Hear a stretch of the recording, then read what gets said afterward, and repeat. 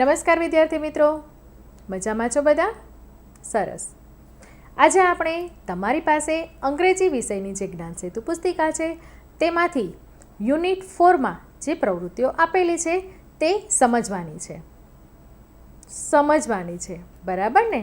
તમારે હાલ લખવાની નથી. આ તો તમને બધાને ચોક્કસ ખબર જ હશે. આપણે અહીંથી જે પ્રવૃત્તિ કરાવવામાં આવે છે તે તમારી સમજ માટે છે.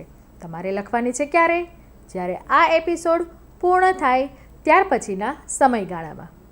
બરાબર ને? તો ચાલો આપણે યુનિટ 4માં કઈ કઈ પ્રવૃત્તિઓ આપેલી છે તે સમજી લઈએ. તમારી બુકલેટમાં પેજ નંબર 26 ઓપન કરો. તમારી ટેક્સ્ટબુકમાં તમે જોઈ શકો છો પેજ નંબર 26 પર આપણને યુનિટ 4 આપેલું છે અને યુનિટ 4નું ટાઇટલ છે વન મેની. હવે તેની નીચે એક સૂચના આપી છે તે જોઈ લઈએ. ચિત્રના આધારે પ્રશ્નોના જવાબ લખો. બાળ મિત્રો, વન અને મેની તે શું દર્શાવે છે તે તમને સૌને ખૂબ સારી રીતે ખબર છે. વન એટલે એક અને મેની એટલે ઘણા બધા. આ તો તમે શીખી લીધું છે. આજે આપણે તેને ફરીથી યાદ કરવાનું છે. અહીં તમે જોઈ શકો છો કેટલાક ચિત્રો આપ્યા છે, તેના આધારે પ્રશ્નો પૂછ્યા છે અને ચિત્ર પરથી આપણે પ્રશ્નનો જવાબ લખવાનો છે.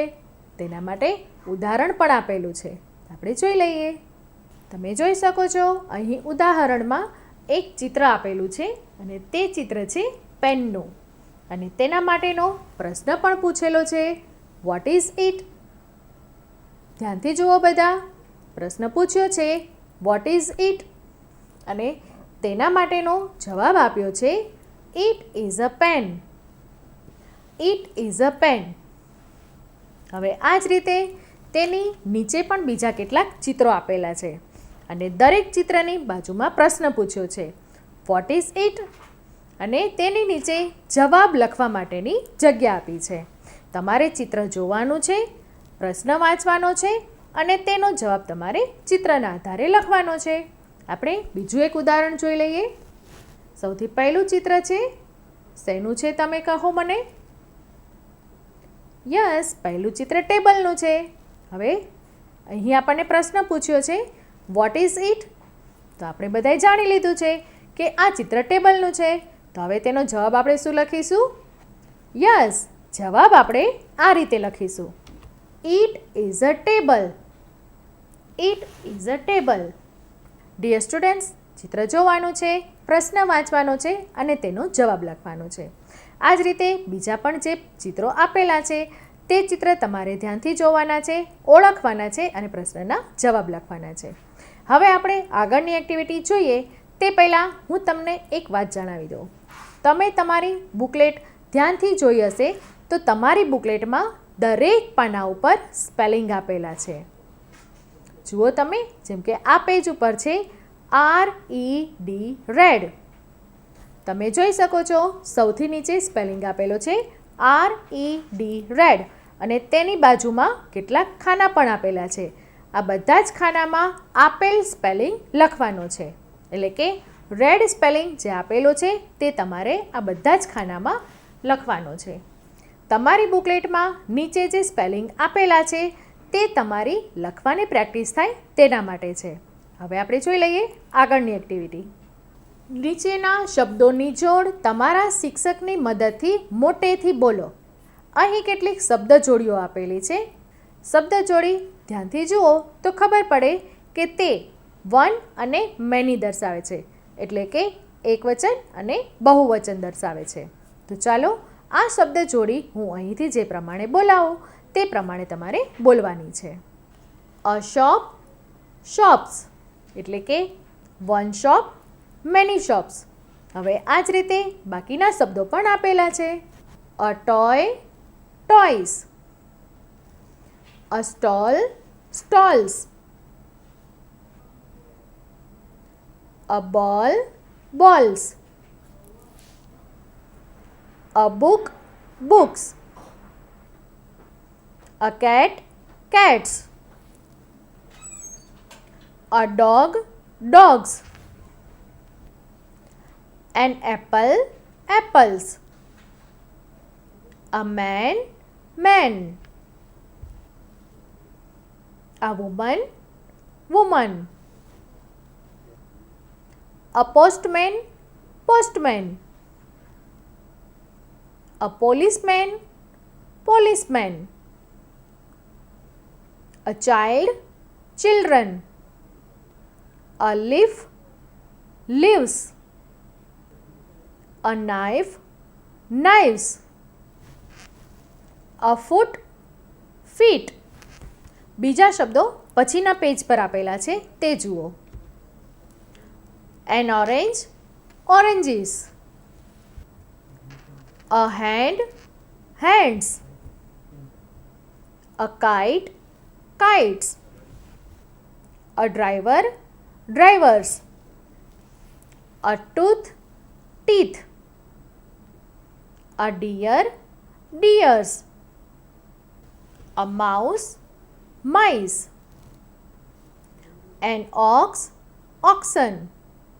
ફ્રેન્ડ્સ, અહીં જે આપણે શબ્દ જોડી જોઈ તેમાં તમે ધ્યાનથી જોયું હશે તો કેટલાક શબ્દની આગળ એ લાગેલો છે અને કેટલાક શબ્દની આગળ એન લાગેલો છે. તેના માટેનો એક નિયમ છે તે આપણે જોઈ લઈએ. AEIOU અહીં તમે જોઈ શકો છો 5 લેટર્સ આપેલા છે અને તે સ્વર છે. જુઓ કયા કયા છે. AEIOU. આ જે 5 લેટર્સ આપેલા છે તે લેટરથી જ્યારે કોઈ શબ્દ શરૂ થાય છે ત્યારે તેની આગળ એન લાગે છે. તમને બધાને ખ્યાલ છે એ અથવા તો એન આર્ટિકલ ક્યારે લાગે છે? કોઈ વસ્તુ એક વચનમાં દર્શાવવા માટે એ અથવા એન આર્ટિકલ લાગે છે. અહીં જે શબ્દ જોડીઓ આપેલી છે તેમાં પણ તમે જોઈ શકો છો કેટલાક શબ્દોની આગળ એ છે અને કેટલાક શબ્દોની આગળ એન છે. હવે તમે ધ્યાનથી જોશો તો તમને ખ્યાલ આવશે કે જે શબ્દ AEIOU આ 5 લેટર્સથી શરૂ થાય છે તેની આગળ એન લાગે છે. જુઓ બધા આ યાદી ફરીથી. અહીં તમે જોઈ શકો છો પહેલી જે કોલમ આપેલી છે તેમાં સૌથી છેલ્લો શબ્દ તમે જોઈ શકો છો એન એપલ. શા માટે એન એપલ આપેલું છે? કારણ કે એપલ શબ્દ છે તે એથી શરૂ થાય છે.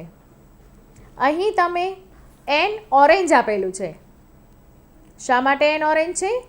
કારણ કે ઓરેન્જ શબ્દ છે તે ઓ લેટરથી શરૂ થાય છે. ત્યાર પછી સૌથી છેલ્લો શબ્દ પણ તમે જોઈ શકો છો એન ઓક્સ આપેલું છે. કારણ કે ઓક્સ શબ્દ છે તે ઓ લેટરથી શરૂ થાય છે. અહીં આ નિયમ તમારે યાદ રાખવાનો છે. AEIOU આ 5 લેટર્સથી જ્યારે કોઈ શબ્દ શરૂ થાય છે ત્યારે તે શબ્દને એક વચનમાં દર્શાવવા માટે તેની આગળ એન લાગે છે. ચાલો આપણે તેના કેટલાક ઉદાહરણ જોઈ લઈએ. An apple, an elephant, an ice cream, an ox, an umbrella. અહીં તમે જોઈ શકો છો ઉદાહરણમાં જે દર્શાવેલા છે તે શબ્દો AEIOU થી શરૂ થાય છે અને તેટલા માટે જ તેની આગળ આપણે એન મૂક્યું છે. આર્ટિકલ એ અને એન. આની આટલી સમજ મેળવ્યા પછી હવે આપણે જોઈએ આગળની એક્ટિવિટી. ઉદાહરણ પ્રમાણે વાક્યો બનાવો. અહીં તમે જોઈ શકો છો ઉદાહરણ આપેલું છે તેમાં એક બેટ બતાવેલું છે અને તેની બાજુમાં જે બીજું ચિત્ર છે તેમાં 2 બેટ બતાવેલા છે અને તેની નીચે શબ્દ આપેલો છે. પહેલા ચિત્રની નીચે શબ્દ આપેલો છે અ બેટ એટલે કે એક બેટ અને તેની બાજુમાં જ્યાં 2 બેટ બતાવેલા છે તેની નીચે શબ્દ છે બેટ્સ. 1 બેટ, મેની બેટ્સ. હવે તેના પરથી નીચે વાક્યો પણ બનાવેલા છે તે જુઓ. This is a bat. These are bats. તમને વાક્યમાં કોઈ ચેન્જીસ લાગે છે? This is a bat. These are bats. અહીં ઉદાહરણમાં આપણે જોયું બેટ, બેટ્સ. તેના વાક્ય છે This is a bat. These are bats. સમજાયું બધાને? સમજાય જ જાય. તમે આ પણ પહેલાં શીખી લીધું છે. બેટ, બેટ્સ, એક વચન, બહુવચન. હવે આ જ રીતે નીચે પણ જે ચિત્રો આપેલા છે તેના આધારે તમારે વાક્ય બનાવવાના છે. પહેલું ચિત્ર આપેલું છે જીરાફ. જીરાફ, જીરાફ્સ. 1 જીરાફ, 2 જીરાફ્સ. હવે આપણે આ ચિત્રોના આધારે અને આ શબ્દોના આધારે વાક્ય બનાવવાનું છે. સૌથી પહેલું વાક્ય કયું બનશે? કોણ કહેશે? Very good. અહીં વાક્ય બનશે ધીસ ઇઝ અ જીરાફ. અને બીજો જે શબ્દ આપેલો છે જીરાફ્સ, તે ચિત્ર અને શબ્દ, તેના માટે કયું વાક્ય બનશે? These are giraffes. બાળમિત્રો, આપ સૌને આ ઉદાહરણ જોયા પછી ચોક્કસ સમજાઈ ગયું હશે કે આ એક્ટિવિટીમાં શું કરવાનું છે. અને મેં તમને પહેલાં પણ જણાવ્યું હતું તે પ્રમાણે તમારી આ બુકલેટમાં સૌથી નીચે કેટલાક સ્પેલિંગ આપેલા છે. તમે જોઈ શકો છો આ પેજ પર પણ એક સ્પેલિંગ આપેલો છે. બધાએ લખવાનો છે ને? યસ. અને તે પણ ખૂબ સારા અક્ષરથી. બરાબર? એ તો તમે લખવાના છો. ઓકે. હવે આપણે જોઈએ તમારા નેક્સ્ટ પેજ પર પણ કેટલાક ચિત્રો આપેલા છે અને તેના પરથી વાક્ય બનાવવાના છે. હમણાં જે રીતે આપણે અ જીરાફ અને જીરાફ્સનું વાક્ય બનાવ્યું તે જ રીતે પાછળ જે ચિત્રો આપેલા છે તેના પરથી પણ તમારે વાક્ય બનાવવાના છે. તમે અહીં જોઈ શકો છો ચિત્રમાં અ મેન, મેન એટલે કે MAN man, MEN men, 1 man, many men. તેના પરથી પણ વાક્ય બનાવવાનું છે. શું વાક્ય બનશે? This is a man, these are men. બાળમિત્રો, હમણાં તમારે લખવાનું નથી, માત્ર સમજવાનું છે. ત્યાર પછી ત્રીજું ચિત્ર જુઓ. શેનું ચિત્ર છે? Yes, a pen, pens. તેના વાક્ય શું બનશે? This is a pen, these are pens. Number 4 જુઓ. A book, books. તેના માટેના વાક્યો બોલો. This is a book, these are books. નંબર 5માં જુઓ શેનું ચિત્ર આપેલું છે? એપલ. પણ તેની આગળ કયો આર્ટિકલ મુકાયો છે? An apple. શા માટે એન એપલ છે? યાદ રહી ગયું છે ને બધાને? સરસ. An apple, apples. તેના વાક્યો કઈ રીતે બનશે? This is an apple, these are apples. અને નીચે તમે જોઈ શકો છો ફરી એક નવો શબ્દ તમારી સામે છે HAT, હેટ. અને તે તમારે આ જગ્યામાં લખવાનો છે. બાળમિત્રો, આ એક્ટિવિટીમાં શું કરવાનું છે તે તમને ચોક્કસ સમજાઈ ગયું હશે. અને તેના આધારે તમને એક વાત પણ સમજમાં આવી હશે. ધીસનું બહુવચન થાય છે ધીઝ. જોયું બધાએ? THIS. ધીસનું બહુવચન થાય છે ધીઝ. બરાબર? અને ઇઝ, તેનું બહુવચન થાય છે આર. ઇઝ છે તે ટુ બીનું રૂપ છે, તેનું બહુવચન થાય છે are. This is, these are. યાદ રહેશે ને બધાને? ખૂબ સરસ. હવે આપણે તેના પછીની એક્ટિવિટી કઈ છે તે સમજી લઈએ. ચિત્ર જોઈ ઉદાહરણ પ્રમાણે વાક્ય બનાવો. ઉદાહરણ આપેલું છે ધેટ ઇઝ અ કેરટ. ચિત્રમાં તમે જોઈ શકો છો ઉપર એક કેરેટનું ચિત્ર છે અને તેની નીચે 3 કેરેટ્સનું ચિત્ર છે. તેનો મતલબ છે 1 કેરેટ, મેની કેરેટ્સ. અને તેના માટે વાક્ય પણ બનાવેલું છે ધેટ ઇઝ અ કેરટ. અને તેનું બહુવચન વાક્ય આપેલું છે. અને નીચેના ચિત્ર માટે વાક્ય આપેલું છે ધોઝ આર કેરટ્સ. ઉદાહરણમાં જોયું ધેટ ઇઝ અ કેરટ અને ધોઝ આર કેરેટ્સ. તેનો મતલબ છે 1 કેરેટ, મેની કેરેટ્સ. ને તમે અહીં જોઈ શકો છો ચિત્રની આગળ એક આ રીતનું પોઇન્ટર બતાવેલું છે. તેનો મતલબ છે કે જે વસ્તુ આ રીતે બતાવેલી છે તે પાસે નથી પણ દૂર છે. પાસેની વસ્તુ બતાવવા માટે ધીસનો ઉપયોગ થાય છે અને દૂરની વસ્તુ બતાવવા માટે ધેટનો ઉપયોગ થાય છે. સમજાઈ ગયું છે ને? આ વસ્તુ તો તમે આગળ શીખી લીધી છે. ફરી એકવાર યાદ કરી લઈએ. નજીકની વસ્તુ બતાવવા માટે ધીસનો ઉપયોગ થાય છે અને દૂરની વસ્તુ બતાવવા માટે ધેટનો ઉપયોગ થાય છે. ધીસનું બહુવચન થાય છે ધીસ અને ધેટનું બહુવચન થાય છે ધોઝ. બરાબર? યાદ છે ને બધાને? તો ચાલો આ એક્ટિવિટીમાં આગળ જોઈ લઈએ. અહીં નંબર 1માં ચિત્ર આપેલું છે અમ્બ્રેલાનું. શેનું ચિત્ર છે? અમ્બ્રેલાનું. તે તો તમને બધાને ખબર જ છે. હવે તેના માટે કયું વાક્ય બનશે? એક અમ્બ્રેલા માટે કયું વાક્ય બનશે? બોલો બધા. Yes, that is an umbrella. હવે મને કહો, આપણે એન અમ્બ્રેલા શા માટે લખ્યું છે? હવે તમે મને કહો, એન અમ્બ્રેલા શા માટે આવશે? યસ, અહીં આપણે યાદ રાખવાનું છે કે અમ્બ્રેલા શબ્દ છે તે યુ લેટરથી શરૂ થાય છે, માટે આપણે લખીશું અહીં એન અમ્બ્રેલા. બરાબર? That is an umbrella. અને હવે તમે જુઓ, ઉદાહરણમાં દર્શાવ્યું છે જ્યાં મેની કેરેટ્સ છે ત્યાં શું વાક્ય આપ્યું છે? Those are carrots. એટલે અહીં જ્યાં મેની અમ્બ્રેલાસ આપી છે ત્યાં શું વાક્ય લખાશે? Those are umbrellas. ખૂબ સરસ. An umbrella, umbrellas. સમજાય છે ને મિત્રો બધાને? That is an umbrella, those are umbrellas. તેવી જ રીતના ત્યાર પછીનું જે ચિત્ર આપેલું છે તે જુઓ. શેનું ચિત્ર છે ઓળખો બધા? યસ, બોટનું ચિત્ર છે, એટલે કે અ બોટ. બરાબર ને? હવે આ જે બોટ છે તે દૂર છે, તો તમે વાક્યમાં કઈ રીતે દર્શાવશો?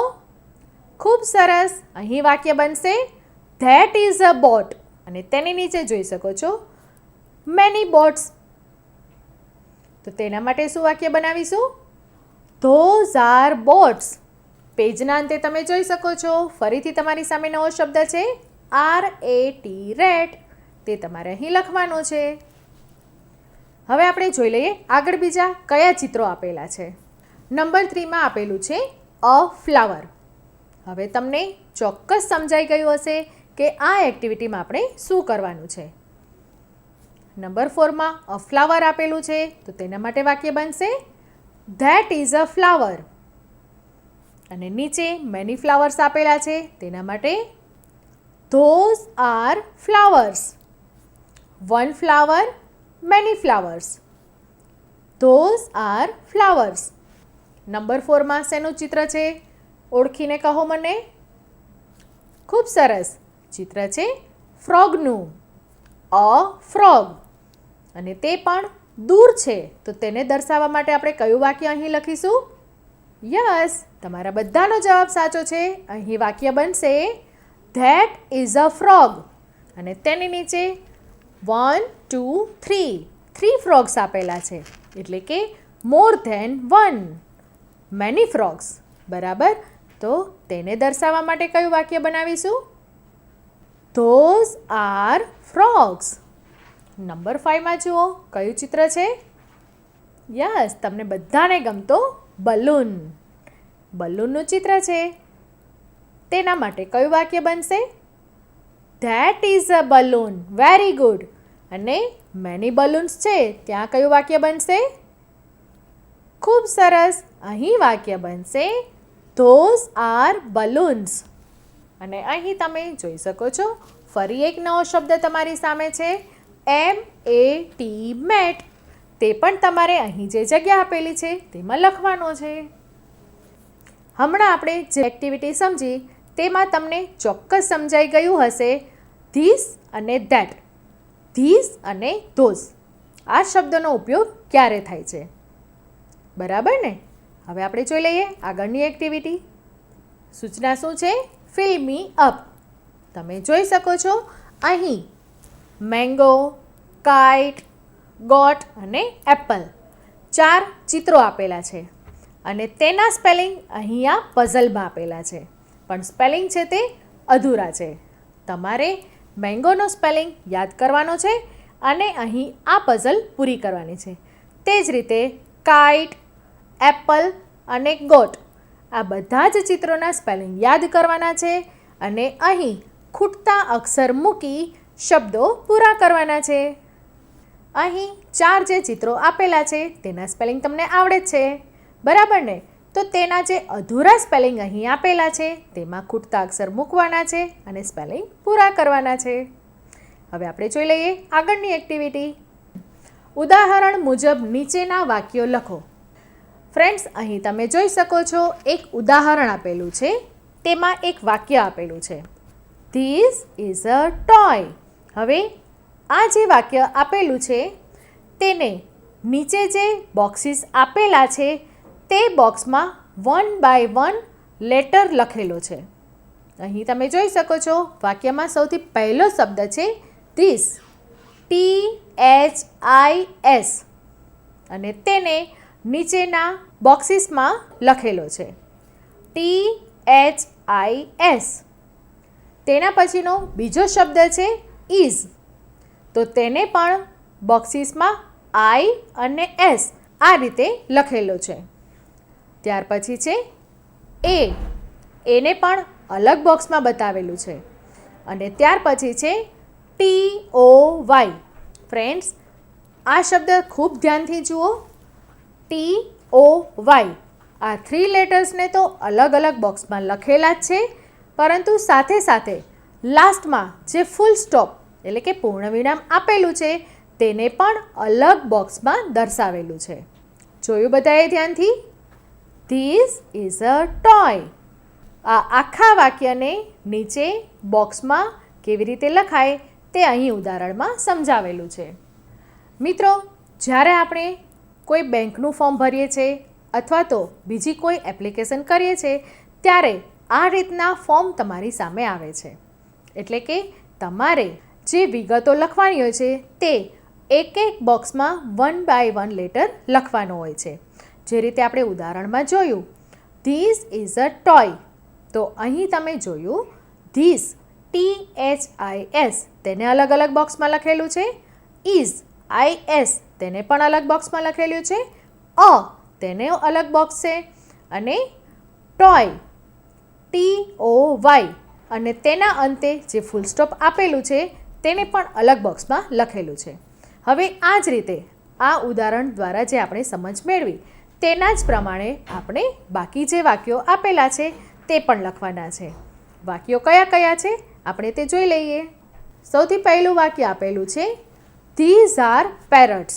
હવે જેટલા શબ્દો આપેલા છે તે શબ્દમાં જેટલા લેટર્સ આપેલા છે તે લેટર્સ પ્રમાણેના ખાના એટલે કે બોક્સીસ નીચે આપેલા છે. તમારે તેમાં દરેક શબ્દને જુદો પાડીને લખવાનો છે તથા ફૂલ સ્ટોપને પણ અલગ ખાનામાં લખવાનું છે. તે જ રીતના બીજું વાક્ય આપેલું છે ઇઝ ધીસ અ ડવ. અહીં તમે જોઈ શકો છો પ્રશ્ન વાક્ય છે, તો આગળના વાક્યમાં જોયું અંતમાં ફૂલ સ્ટોપ આપેલું છે તેને જે રીતે અલગ ખાનામાં દર્શાવેલું છે તે જ રીતે અહીં જે ક્વેશ્ચન માર્ક એટલે કે પ્રશ્નાર્થ ચિહ્ન છે તેને પણ આપણે અલગ ખાનામાં દર્શાવવાનું છે. અને ફરી પાછો તમારી સામે નવો શબ્દ છે FAT, ફેટ, જે તમારે અહીં લખવાનો છે. હવે આગળના વાક્યો કયા કયા છે તે જોઈ લઈએ. અહીં નંબર 3 આપેલું છે વોટ ઇઝ ધેટ, અને તેના માટેના ખાના પણ આપેલા છે. નંબર 4 છે ધે આર સ્ટુડન્ટ્સ, અને આ વાક્યમાં જેટલા શબ્દ છે જેટલા લેટર્સ છે તે પ્રમાણેના ખાના નીચે આપેલા છે, તેમાં તમારે ઉદાહરણ પ્રમાણે લખવાનું છે. આ પ્રવૃત્તિમાં આપણે સમજ્યા વાક્યમાં જે શબ્દો આપેલા છે તે શબ્દોમાં જે લેટર્સ આપેલા છે તેને અલગ અલગ ખાનામાં કઈ રીતે લખવા. બરાબર સમજાઈ ગયું? કરી લેશો ને હવે? તો હવે આપણે જોઈ લઈએ આગળની એક્ટિવિટી શું છે.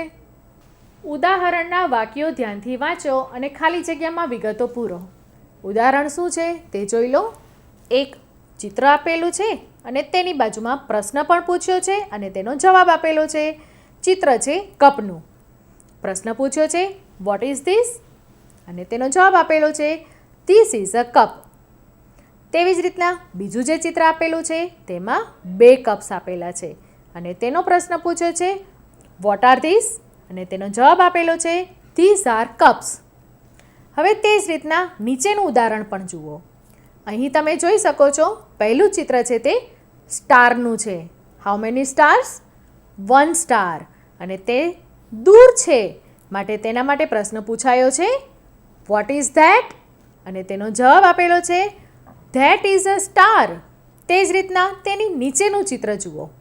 આ બોક્સમાં 4 સ્ટાર્સ આપેલા છે અને તે પણ દૂર છે માટે તેના માટે શું પ્રશ્ન આપેલો છે? What are those? જવાબ છે ધોઝ આર સ્ટાર્સ.